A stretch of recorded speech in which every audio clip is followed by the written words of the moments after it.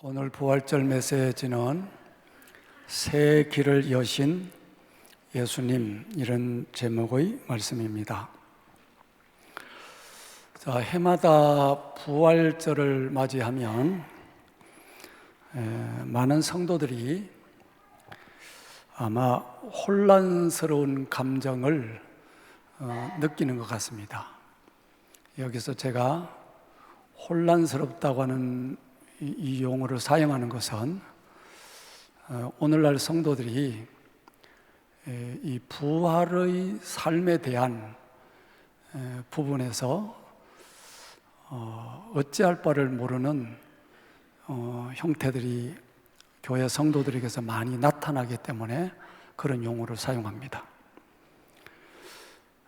혼란스러운 감정을 느끼는 이유가 여러 가지가 있지만 두 가지로 제가 압축해서 설명을 좀 드리려고 합니다. 첫째는 예수님이 부활하셨다, 죽은 자 가운데서 살아나셨고 앞으로 우리 성도들도 영원한 부활에 이를 거라고 하는 것에 대한 이 부분이 현실감이 떨어진다는 생각을 갖고 있는 겁니다. 죽었다가 살아나는 것, 이게 좀 현실적이지 않다는 생각을 사람들이 하는 거예요. 두 번째는 상당히 많은 성도들이 교회를 다니면서도 신앙의 이원론적인 사고에 많이 잡혀 있다는 생각을 금할 수가 없습니다. 그 이원론이라고 표현하니까 용어가 좀 어렵다는 느낌을 가지시겠지만, 이원론이라고 하는 것은 이런 거예요. 내가 예수를 믿었는데 나는 죽어서는 천국 갈 거야, 거기까지만 생각하는 거예요. 나는 죽어서는 천국 갈 거다, 거기로 생각이 다 경도돼 있어요. 치우쳐 있어요. 그러다 보니 오늘 우리들의 현실에서 하나님의 백성으로 사는 것을 놓쳐버리는 겁니다. 오늘 우리들의 현실에서 죽었던 생명이 살아있는 생명이 돼서 하나님 나라를 살아내는 현실이 이루어지지 않는 거예요. 그래서 신앙생활이 이원론적입니다. 죽어서 천국 가는 것은 알겠는데 이 땅에서 하나님 나라의 삶을 사는 것에 대해서는 거의 생각하지 않기 때문에 신앙적인 생활이 생생하지를 않아요. 신앙이 그냥 관념적이에요. 이것은 복음을 잘못 이해하고 있기 때문이기도 합니다. 사도 바울이 에베소서 2장에서 예수님께서 이루신 복음이 우리로 하여금 어떻게 살게 하는지에 대한 말씀을 하셨는데, 첫 번째로 사도 바울이 전해준 그 메시지는 우리 인간을 먼저 진단을 해요. 진단을 하기를, 우리가 병원에 가면 진단하잖아요. 이 육체가 제대로 되어 있는지. 그래서 MRI도 찍고 CT도 찍고 뭐 청진기도 대보기도 하고 뭐 문진도 하고 그렇게 합니다. 그래서 어디 병이 났구나 이렇게 해서 우리 어디 고장 났으니까 치료하자, 수술하자 이렇게 하잖아요. 그러듯이 우리들의 영적 상태를 먼저 진단을 해요. 진단하면서 에베소서 2장 1절은 이렇게 말씀하고 있는 겁니다. 죄와 허물로 죽었던 너희라고 표현해요. 즉 하나님께서 우리 모든 인류를 진단하실 때 죽었다는 겁니다. 죽었다는 거. 이 죽었다는 뜻이 뭘까요? 하나님과 나와 관계가 단절됐다는 거예요. 이걸 죽었다고 그래요.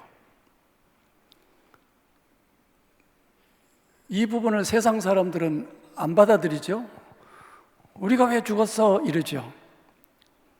그런데 성경은 하나님이 주인이신데 주인과 관계가 끊어진 우리 피조물은 그냥 그 자체로 죽은 거라고요. 영적으로 죽었다고 그래요.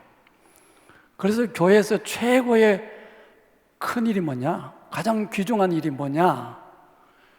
교회에서 해야 될 가장 중요한 일은 죽은 영혼 살리는 겁니다. 전도하는 겁니다. 선교하는 겁니다. 예수 믿고 구원받으세요. 그 영혼 살리는 것이 교회의 최고의 일입니다. 왜냐? 죽었으니까. 그래서 사람들은 자기들이 죽었다고 생각을 안 합니다. 왜 내가 죽었어요? 성경이 죽었다는 표현을 뭐라고 써요? 하나님과 관계가 단절된 것. 하나님을 예배하지도 않고, 하나님을 찬양하지도 않고, 하나님의 경배도 하지 않고, 하나님께 감사하지도 않고, 하나님 말씀 들어서 하나님 말씀대로 살려고 하지도 않아. 그걸 죽었다고 표현해요. 그리고는 자기들이 살았다고 생각합니다. 그런데 성경은 다시 계속해서 이렇게 말씀합니다. 죽어있는, 하나님과의 관계가 단절되어서 죽어있는 상태는 세상 풍조를 따르고 세상의 공중권세 잡은 자를 따른다는 거예요. 세상 풍습이 뭐예요? 하나님 없는 세상이잖아요. 하나님 없는 문화, 하나님 없는 사상, 하나님이 없는 세상, 그거를 세상 풍조라고 그래요. 통칭해서. 그 하나님 없는 세상의 그 삶을 따라가는 거예요. 그걸 더욱 구체적으로 표현하기를 불순종의 아들들 가운데 역사하는 영, 성령으로 쫓아 살지 않고 어둠의 영, 악한 영, 하나님을 대적하는 영을 쫓아 산다는 거예요. 그러니까 오늘날 하나님을 예배하지 않는 모든 사람이 뭐냐? 그거는 세상의 어둠의 영을 따라서 사는 겁니다. 자기들은 아니라고 그렇게 말을 해도 실제로는 어둠의 영을 따라 하나님을 거역하는 불순종의 영들을 쫓아 사는 겁니다. 그걸 우리는 죽었다고 하는 겁니다. 그러면 그렇게 사는 삶을 성경을 더욱 구체적으로 뭐라고 표현하느냐? 그런 삶은 자기 육체의 욕심을 따라 지내며 육체와 마음이 원하는 것을 하여서 본질상 진노의 자녀라는 거예요. 여러분, 욕심 부리는 것은 뭔지 아시지요? 이건 더 이상 설명을 하지 않아도 여러분이 욕심 부리는 거 다 알고 있잖아요. 욕심에 사로잡혀서, 욕망에 사로잡혀서 사는 것이 무엇인지는 아니까 여기에 대해서는 제가 구체적으로 더 이상 부연하지 않아도 될 것 같아요. 욕심, 이기심, 모든 사람이 그렇게 사는 거예요. 그게 죽은 거라는 거예요. 그게 죽은 삶이라는 거예요. 예수님께서 복음을 전하시면서 여러 사람을 만나러 다니셨는데 그 중에 구원의 삶에 대한, 부활의 삶에 대한, 부활의 영토로 옮겨진 삶에 대한 대표적인 한 사람을 소개해요. 누가복음 19장을 보면 예수님께서 어느 날 여리고 성으로 가셨는데 수많은 사람들이 예수님을 보러 밀려왔어요. 그때 한 사람이 나무 위에 올라가 있는데 예수님께서 나무 위에 올라간 사람의 이름을 불러요. 삭개오야 내려오라. 삭개오야 내려와라. 그러면서 하시는 말씀이 내가 오늘, 예수님께서 하시는 말씀이에요. 내가 오늘 너의 집에서 유하여야 하겠다. 내가 오늘 너의 집에 가겠다. 너와 함께 먹고 너와 함께 자겠다. 너와 함께 생활하겠다. 이거를 요한복음 1장식으로 표현하면 이런 거예요. 누구든지 예수 그리스도를 영접하면 하나님의 자녀가 되는 권세를 얻는다. 예수를 영접했다는 거지. 삭개오야, 내가 오늘 너의 집에 들어가서 너와 함께 지내겠다. 그때 삭개오가 이런 말을 해요. 예수님이 내 집에 오시다니. 예수님이 내 집에 오신 거야. 오늘 여러분의 삶에 예수님이 오셨나요? 여기서 아멘 안 하면 이상하지요? 예수님이 여러분 삶에 오시지 않았으면 여러분 그리스도인이 아니니까요. 그리스도의 영이 없으면 그리스도의 사람이 아니다. 성경이 명확하게 그렇게 기록했어요. 삭개오는 예수님이 자기 집에 온다는 그 말씀을 들었을 때에 너무 기쁜 거예요. 예수님이 내 삶에 오신다니, 내 집에 오신다니. 예수님께서 여러분의 집에 오셨겠지요? 여러분의 심령에 오셨겠지요? 여러분의 삶에 개입하셨겠지요? 예수님께서 삭개오의 집에 오셨을 때, 즉 예수님께서 삭개오의 삶에 개입하셨을 때에 삭개오는 이렇게 말을 해요. 누가복음 19장 8절입니다. 주여 보시옵소서, 내 소유의 절반을 가난한 사람들에게 주겠사오며 만일 네 것을 토색한 일이 있으면 4배, 4배로 갚겠습니다. 그동안 어떻게 살았다는 거예요? 그동안은 이기심으로 살았다는 겁니다. 자기 욕심으로 살았다는 겁니다. 로마의 앞잡이가 되어서 세리장이 되어서 수많은 사람들의 세금을 수탈했고 자기 배를 불렸고 돈 많이 벌었고 그리고 토색에 토색, 사람들을 교묘하게 속이고 사기치고 이렇게 해서 거짓말하고 해서 뺏었다는 거예요. 그런 삭개오가 예수님께서 자기 집에 오신다는 그것으로 인해서 자기 삶에 예수님이 개입하신 그걸로 인해서 앞으로는 내가 그렇게 살지 않겠습니다. 죽었던 삶에서 살아있는 삶으로 죽었던 자가 부활했습니다. 살았습니다. 무슨 삶으로? 하나님이 계신 삶으로 살아났습니다. 뭘로? 예수님이 자기 삶에 개입하신 고로, 예수님께서 부활하신 주님이 나에게 오셨으므로 죽었던 자가 살아났습니다. 나 앞으로 욕심 부리지 않겠습니다. 이기심 부리지 않겠습니다. 욕망으로 살지 않겠습니다. 내가 그동안 사기치고 거짓말하고 그렇게 해서 벌었던 것을 절반을 내가 가난한 사람 도와주겠습니다. 그리고 앞으로는 내가 만약에 그렇게 해서 누구 것을 빼앗았다고 한다면 4배나 갚겠습니다.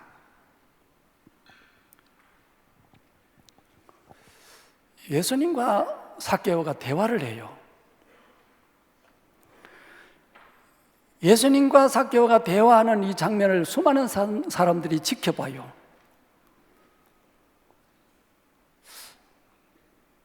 예수님이 저 집에 들어가셔? 저 나쁜 놈의 집에, 저 사기꾼 집에,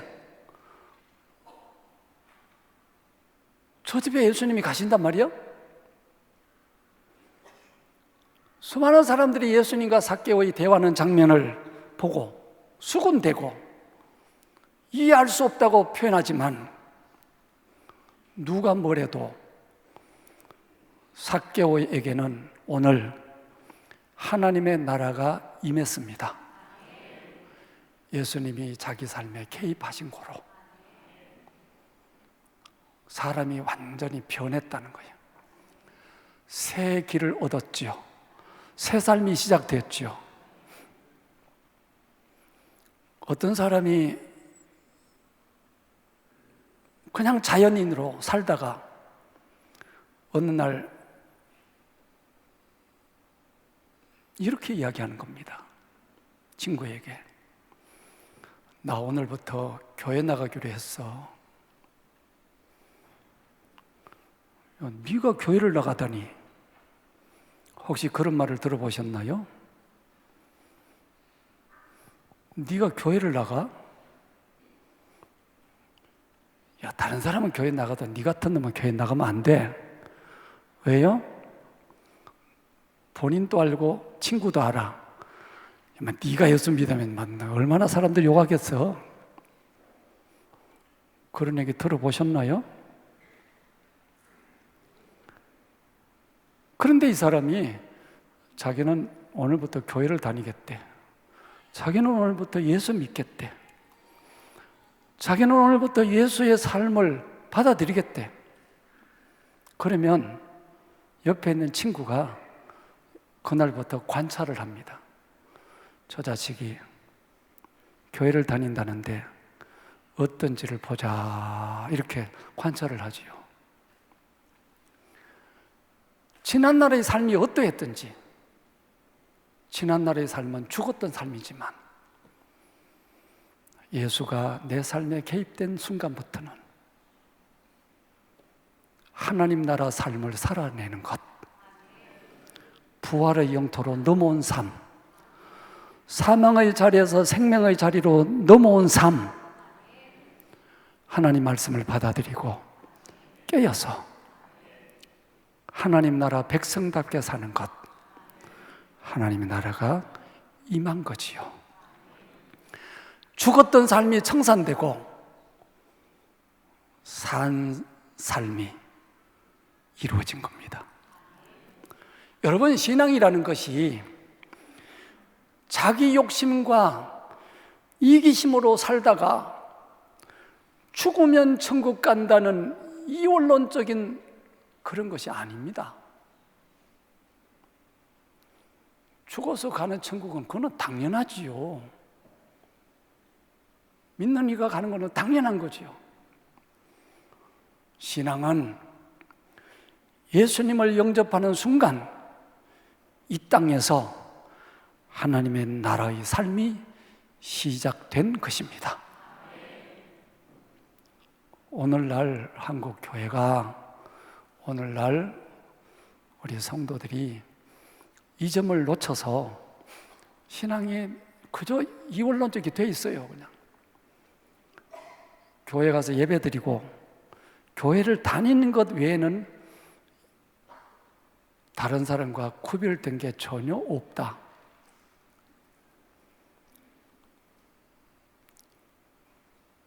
그냥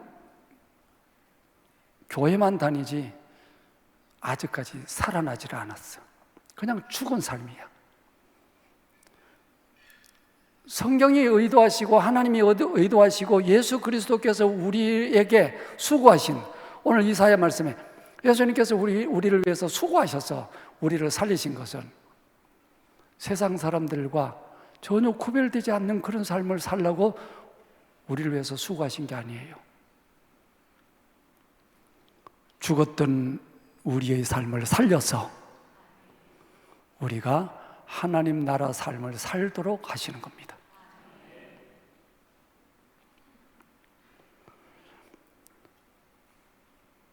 예수님께서 어떻게 우리를 살리셨나요? 에베소서 2장 4절과 5절에 이렇게 기록하고 있습니다. 긍휼이 풍성하신 하나님이 우리를 사랑하신 그 큰 사랑을 인하여 허물로 죽은 우리를 그리스도와 함께 살리셨대. 너희는 은혜로 구원을 받은 것이라. 어떻게 우리가 살림을 받았느냐? 오늘 성경 본문입니다. 이사야 53장 11절에 그가 자기 영혼의 수고한 것을 보고 만족하게 여길 것이라. 나의 의로운 종이 자기 지식으로 많은 사람을 의롭게 하며 또 그들의 죄악을 친히 담당하리로다. 주님이 우리의 죄를 담당하시고 우리에게 생명을 주시고 우리를 살리셔서 우리가 하나님 나라 백성으로 살게 하신 겁니다. 어떻게 살게 하시냐? 계속해서 우리 삶에 오셔서 우리와 함께 살아주시면서 우리가 하나님 나라의 삶을 살도록 하시는 겁니다. 이렇게 한번 우리가 신앙생활을 한다는 게 뭔지 이렇게 한번 제가 여러분에게 말씀을 드려보죠. 여러분들은 자기와 견해가 다른 사람과 함께 지내면 편안합니까? 고통스럽습니까? 이해가 좀 안 되면 다른 말로, 여러분이 완벽주의적인 성격을 가졌다면 무질서한 사람과 함께 지내는 것이 고통스럽습니까? 편안합니까? 그것도 아직도 어려운 분이 계십니까? 여러분이 취향에 맞지 않는 사람과 함께 지내는 것이 편안합니까? 힘듭니까? 그런 겁니다. 나와 견해가 맞지 않는 사람과 함께 지낸다는 것. 여러분, 결혼을 해서 가장 힘든 게 뭘까요? 돈 없는 것? 자녀 양육하는 것? 뭐 그런 걸까요? 결혼해서 가장 힘든 게 뭘까요? 부부가, 남자와 여자가 만나서 너무 생각이 다른 사람이 같이 24시간 거의 같이 지낸다는 거. 그게 가장 힘든 거지요. 나만 그러나? 여러분들은 멀쩡하게 그냥 그 힘 안 드는데 하고 이렇게. 결혼 생활에서 가장 힘든 게 나하고 견해가 맞지 않고 취향도 맞지 않고 생각이 다르고 개념이 다른 사람과 만나서 한평생을 함께 지내는 것. 그래서 받아들여야 되고 그를 이해해야 되고 하는 이 과정이, 그게 결혼 생활에 가장 힘든 거예요. 그래서 어떤 연예인들은 너무 자기는 깨끗하게 살고 싶은데 결혼했더니 너무 지저분해서 같이 못 살겠더라, 뭐 이런 얘기. 뭐 성격차가 안 맞아서 뭐 갈라진다는 이런 얘기. 왜? 그게 고통스러운 거니까.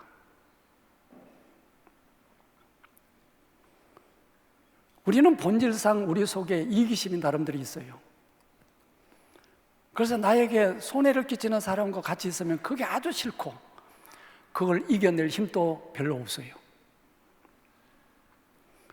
그런데 주님은 우리를 살리셔서, 주님은 완벽하신 분인데, 깨끗하신 분인데, 거룩하신 분인데 그렇지 못한 우리와 함께 살아주시면서 깨끗하지 못하고 완벽하지도 못하고 허물투성인 우리를 마주 대하시면 너무너무 고통스러운데도 우리와 함께 살아주시면서 하나님 나라 삶을 살게 해주시는 분이 부활하신 주님이세요.